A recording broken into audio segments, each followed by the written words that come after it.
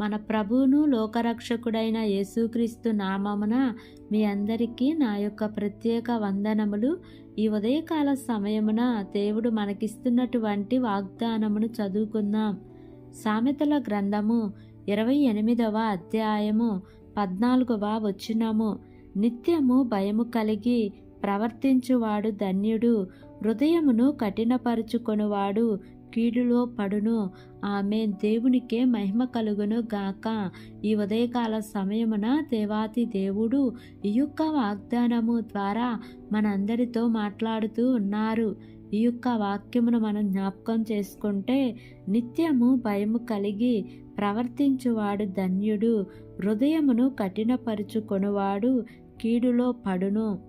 చాలామంది దేవుని యందు భయభక్తులు కలిగి జీవించటం అంటే అది కొద్ది కాలం మాత్రమే అని అనుకుంటారు.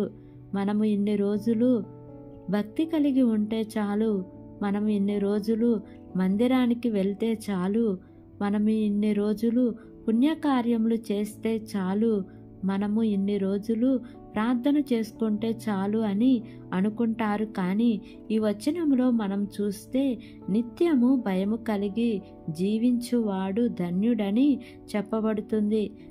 దేవుని యందు భయభక్తులు కలిగి జీవించటం అనేది జీవితాంతము జరిగేటటువంటి పని. అది కేవలం 1 నెలకో 2 నెలలకో 1 సంవత్సరానికో 2 సంవత్సరాలకో కుదించేది కాదు. నిత్యము మన జీవిత కాలము అంతా కూడా మనము దేవుని యందు భయభక్తులు కలిగి జీవించాలి. ఒకవేళ దేవుని యందు భయభక్తులు కలిగి జీవించకుండా హృదయమును కఠినపరుచుకుంటే కీడులో పడే అవకాశం ఉంది. ఈ ఉదయకాల సమయమున ఈ యొక్క వాక్యము వింటున్న ప్రియ సహోదరి సహోదరుడా, మరి నీవు నిత్యము దేవునికి భయపడుతూ ఉన్నావా? ప్రతి దినము ప్రతి క్షణము దేవుడు ఉన్నాడు, నన్ను చూస్తూ ఉన్నాడు అనే భయముతో మనము ఈ లోకంలో జీవించాలి. మనము భయముతో వణకుతో నీ సొంత రక్షణను కొనసాగించుకొనమని వాక్యములో ఉంది. బైబిల్ గ్రంథంలో చాలామంది దేవుని యందు భయము కలిగి జీవించారు. నెహెమ్యా దేవుని భయము కలిగి జీవించాడు. దానియేలు దేవుని భయము కలిగి జీవించాడు. యోసేపు దేవుని భయము కలిగి జీవించాడు. ఎబ్రీ మంత్రసానులు దేవునికి భయము కలిగి జీవించారు. యోబు దేవునికి భయము కలిగి జీవించాడు. కొర్నేలి దేవుని యందు భయము కలిగి జీవించాడు. ఓబద్య అనేటటువంటి ఆహాబు గృహ నిర్వాహకుడు కూడా దేవుని యందు భయభక్తులు కలిగి జీవించారు.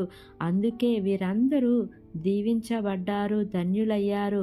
మరి నీవు కూడా ఆయన చూస్తున్నాడు అనే భయముతో నీవు ఈ లోకంలో జీవిస్తూ, నీవు మాట్లాడే ప్రతి మాట, నీవు చూసే ప్రతి చూపు, నీవు తలంచే ప్రతి తలంపు, నీవు చేసే ప్రతిదీ దేవునికి అనుగుణంగా దేవుని చిత్తానుసారంగా నీవు జీవించినప్పుడు దేవుని దీవెనలు నీవు పొందుకుంటావు. కాబట్టి ఈ వాగ్దానమును నమ్మి ఈ వాగ్దానం ప్రకారంగా జీవిద్దాం. దేవుడి వాగ్దానము మనందరి జీవితములలో నెరవేర్చబడును గాక. ఆమేన్. ప్రార్థన చేసుకుందాం. ప్రేమ కలిగిన యేసయ్యా, కృప కలిగిన దేవా, నీకు వందనాలు తండ్రి, నీకు స్తోత్రములు ప్రభువా. ఇంతవరకు నీ కృపలో మమ్మల్ని కాచి కాపాడినందుకు వందనాలు ప్రభువా. రాత్రికాల సమయమందు మాకు మంచి నిద్రనిచ్చి మరొక నూతన దినమును మా జీవితంలో మీరు మాకు అనుగ్రహించినందుకు వందనాలు ప్రభువా. ఈ దినమంతయు మేము ఉత్సహించి సంతోషించే కృప, అట్టి భాగ్యం మా అందరికీ దయచేయమని మిమ్మల్ని వేడుకుంటున్నాను ప్రభువా. ఈ ఉదయకాల సమయమున మీరు మాకు ఇచ్చినటువంటి ఇటు వాగ్దానాన్ని బట్టి నీకు వందనాలు ప్రభువా. వింటున్న ప్రతి ఒక్క బిడ్డ జీవితంలో ఈ వాగ్దానాన్ని నెరవేర్చమని మిమ్మల్ని వేడుకుంటున్నానయ్యా. మా దేశమును జ్ఞాపకం చేసుకోండియా. దేశమును పరిపాలిస్తున్న ప్రతి అధికారుల కుటుంబాలను జ్ఞాపకం చేసుకోండి ప్రభా. వారందరికీ మంచి ఆరోగ్యమును దయచేయండి అయా. వారు చేస్తున్న పనుల్లో నా ప్రభా మీరు తోడుగా ఉండి నడిపించమని అయా, ఈ దినము నా ప్రభా ప్రయాణం చేస్తున్న ప్రతి బిడ్డను కాపాడమని, వారి యొక్క ప్రయాణాల్లో క్షేమాన్నిచ్చి సురక్షితంగా నడిపించమని, నా యొక్క ప్రార్థన ఆలకించి అంగీకరించమని నజరేయుడైన యేసు అతి పరిశుద్ధ నామమున అడిగి వేడుకొని పొంది ఉన్నాము తండ్రి. Amen, amen, amen. Praise the lord. God bless you all.